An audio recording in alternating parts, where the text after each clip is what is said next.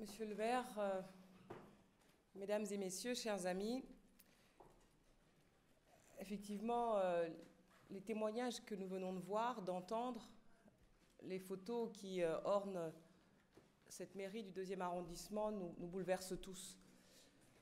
C'est d'autant plus bouleversant que c'est une tragédie cachée, dissimulée à nous, dissimulée à l'histoire, et il était important aujourd'hui qu'on puisse rendre hommage à ces 30 000 hommes et femmes qui ont été froidement exécutés dans les prisons iraniennes et abandonnés sur des cimetières sans nom, sans visage et sans respect. Cela a été une tragédie d'autant plus forte qu'il n'y a pas eu de justice qui a été rendue. C'est beaucoup d'injustice, cette tragédie-là. Injustice vis-à-vis des motifs des exécutions et même des emprisonnements. Il suffisait de faire partie des moudjahidines du peuple pour être emprisonné, pour être exécuté. Injustice des profils, des hommes et des femmes, des jeunes, des très jeunes, des étudiants, des sportifs, des personnes du monde médical. C'est toute la diversité de la société iranienne qui a été touchée.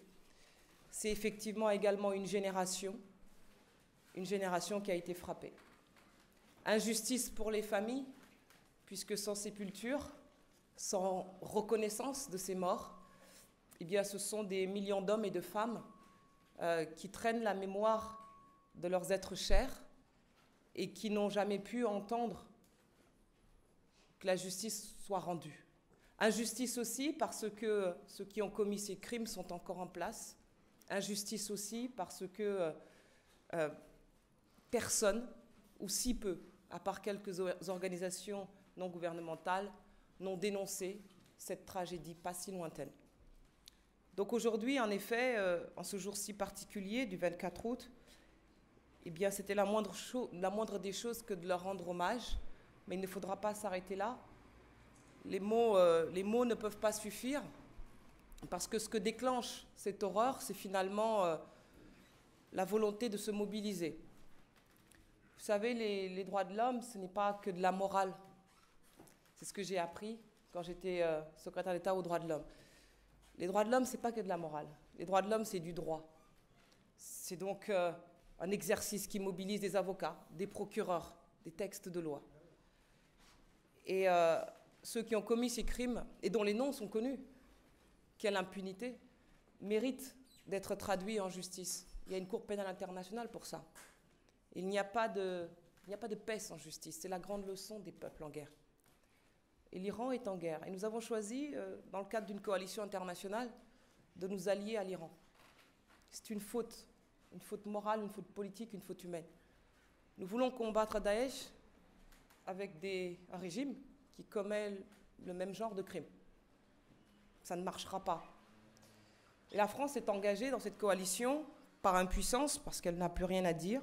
Les États-Unis, par refus de s'engager dans une coalition où l'un des leaders, c'est ce régime iranien. Comment ceux qui ont commis de tels crimes, qui ne sont que quelques-uns parmi d'autres, peuvent-ils efficacement combattre l'État islamique? Comment nous-mêmes, pays des droits de l'homme, avons-nous pu faire l'erreur magistrale, encore une fois par faiblesse, de nous associer à un tel régime? Et ce régime, évidemment, on le sait très bien, sur le terrain, ne combat pas l'État islamique, l'épargne islamique. Ceux qui sont combattus par l'Iran et ses milices, c'est le peuple syrien. Ce sont les populations civiles. Leur seul objectif, à l'Iran, mais comme à la Russie, c'est de préserver le boucher de Damas sur son trône, c'est-à-dire Bachar el-Assad, qui a 250 000 morts sur la conscience.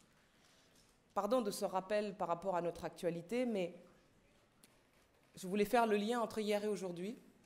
Et ce lien n'a qu'un fil, c'est le fil du sang. Et il est très important que les Français, les Parisiens en particulier, viennent massivement pour écouter cette histoire, pour entendre ces témoignages et être demain en capacité, peut-être, de mieux comprendre le monde dangereux dans lequel nous vivons aujourd'hui. Il y a des explications à cela. Et ce qui est toujours étonnant, c'est de voir comment nous pouvons répéter les mêmes erreurs par impuissance, par faiblesse, mais aussi par lâcheté, par incapacité d'affronter les choses. Et donc le régime iranien aujourd'hui n'est pas ce qu'il faut pour le peuple iranien. Madame Rajavi l'a clairement dit, c'est un peuple enchaîné. Nous fermons les yeux, nous fermons les oreilles, nous ne voulons plus parler, nous ne voulons plus rien exprimer, en pensant que eux c'est eux, nous c'est nous. Nous avons nos propres problèmes à régler jusqu'au jour où leurs problèmes viennent chez nous. Et Ingrid l'a très bien répété. Leurs problèmes viennent chez nous parce que désormais nous vivons dans un monde où tout est lié. Et avoir fermé les yeux hier sur ces 30 000 morts, fermer les yeux aujourd'hui sur ce qui se passe en Syrie et en Iran, c'est au final répéter les mêmes erreurs. Et ce sont toujours les mêmes peuples qui trinquent.